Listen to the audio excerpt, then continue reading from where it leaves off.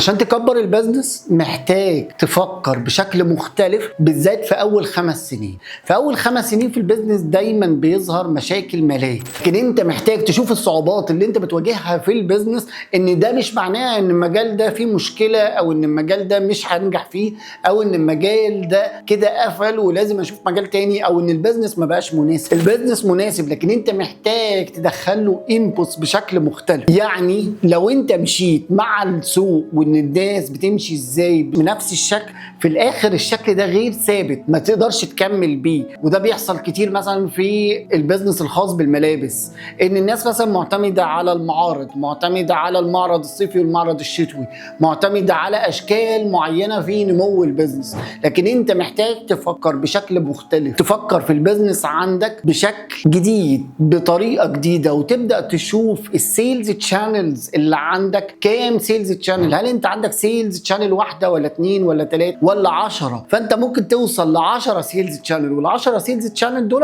تخبط عليهم كل اسبوع، وبالتالي هتلاقي نتائج كل اسبوع من 5 منهم، من 6، من 7 منهم. هنا بيحصل الوفر. فانت عشان البيزنس ينجح، وبالذات في اول 5 سنين، انت محتاج تفكر بطريقه الوفره. عدد انبوتس كتير مختلف يؤدي الى اوتبوت كتير مختلف يحصل به الوفر. لكن طول ما انت بتفكر بشكل مونوتون ان المفروض ان المحل ده يجيب لي الاوتبوت ده، ان المعرض ده يجيب لي ده، ففي الاخر مش هتلاقي الوفره ومش هتلاقي الاستمراريه في البيزنس. الدنيا طول الوقت تتغير، فاحنا محتاجين ندخل انبوتس جديده تواكب التغيير ده. لكن الثبات بيؤدي الى ان انت في الاخر ببساطه ما تقدرش تكمل البيزنس، والبيزنس والمجال ما بيبقاش مناسب.